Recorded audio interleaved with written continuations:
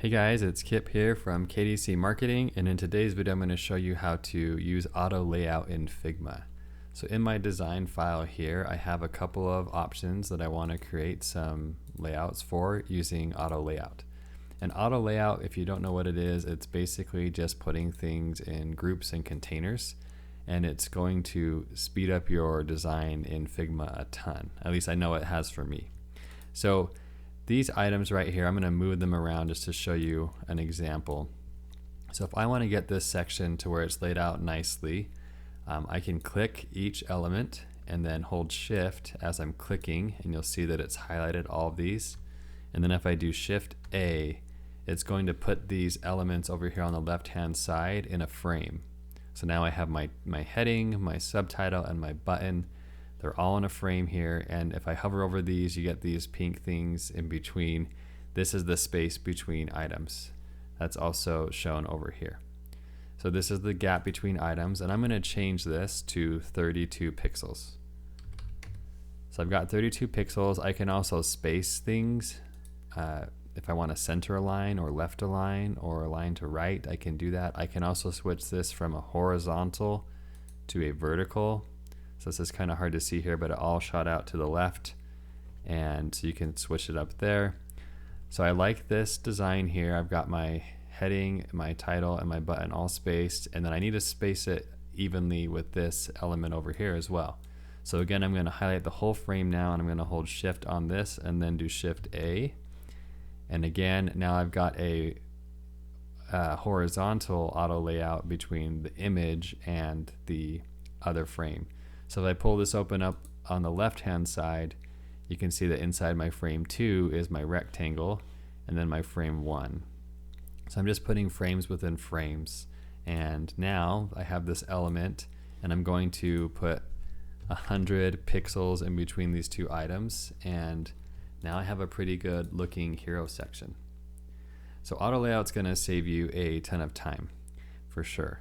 The other thing is you can try to make these responsive, so that's getting a little more technical, but if I shrink this frame down, you'll notice that this other frame is popping out.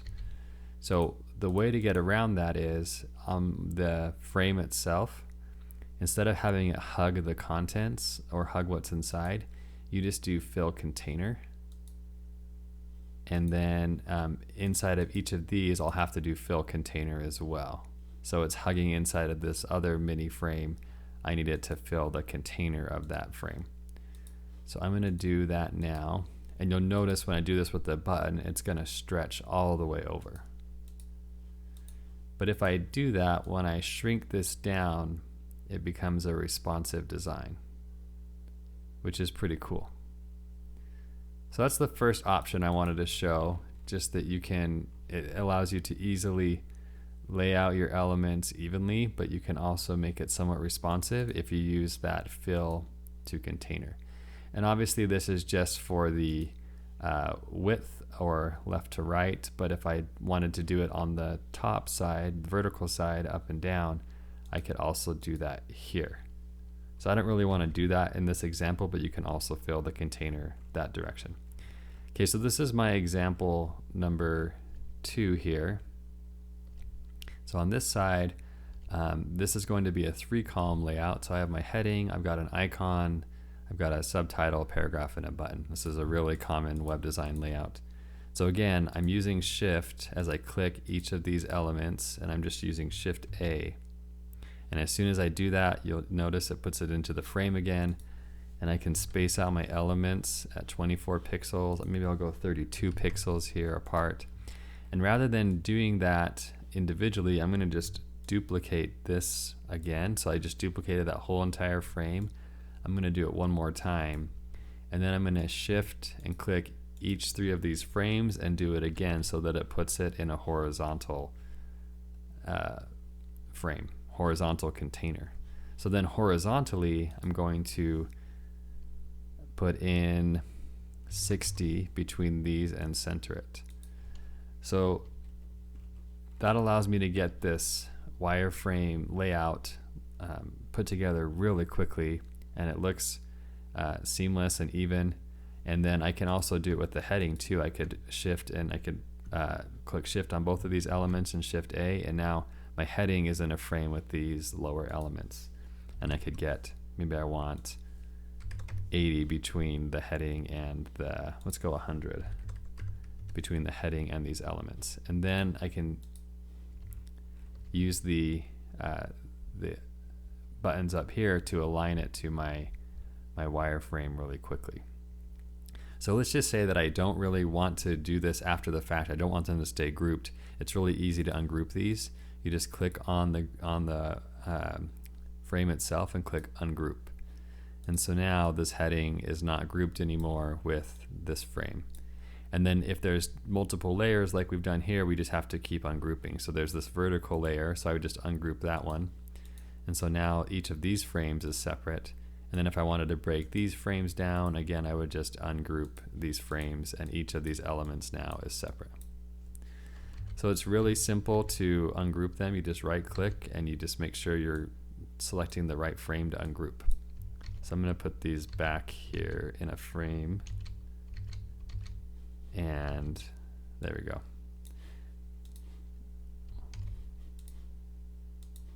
Let's see, here we go. Now they're in a frame again. So I can center them on my canvas. Okay, and then this is a third example. So once I have the elements in the frame, I'm just going to do this quickly. So again, I'm using shift and then shift A. And I want to just show how fast this really moves when you move quickly. So now that I've got my basic design here, and once I have it centered, I'm just going to duplicate this whole frame and then drag it down. And I'm going to put these two in a frame. So shift and shift A. So now these two are in a frame, and I'm going to put them at 40 pixels apart. And then if I just click on this one and press duplicate, it's going to duplicate that as many times as I want. So if you have two of them in a frame like this and you hit duplicate, it'll just keep repeating. So if you have a section like this, it's a really fast way to design where you have lots of elements. And then of course you can always go back and ungroup these, or you can flip these around, and so you could get your section together really quickly. And the way I was flipping those is just shift H for flipping it horizontally. I think it might be shift V for vertically as well. So now I've got my section here, and I was able to do that in a couple of minutes and save myself a bunch of time just duplicating those sections. Okay, so then after you have these sections here, what I would recommend doing is keeping them in their own frame and then just adding them to your main wireframe over here. So I've got my main wireframe over here, so I'm just going to drag this and make this part of this bigger frame. And so just to show how quickly you can get your wireframe together. Okay. And then maybe this one's a different color here. So you just edit the frame itself, and maybe I want it to be a gray, so that there's some difference between these sections. And then I've got this section, and then I could get my footer section to come back up as well. So this section is using a constraint on the bottom, so that's why when I pull the whole wireframe up, it moves with the wireframe, which is pretty cool. So yeah, that's the quick tutorial on auto layout, and within a matter of minutes here, we have a pretty good looking design. There's still some spacing I would do here. I would want to clean up the space between the heading and the elements. So again, I would just do this in another frame here and put these at something like 100, just to make them a little closer in proximity. And that's going to make my design look even more even. And then I can shrink this section down a little bit. And now that I've got these all framed, it's just easy for me to move them within the overall frame itself. So I'll do this again here. I'll make sure this is center aligned and in the middle. It already is, which is awesome. And my basic wireframe is starting to take shape. And then of course, when you're ready to turn this into a regular design, you can just copy this over and start putting in the real content, real colors, real icons, real text, and you've got your web page coming along nicely. So I hope you found this video helpful.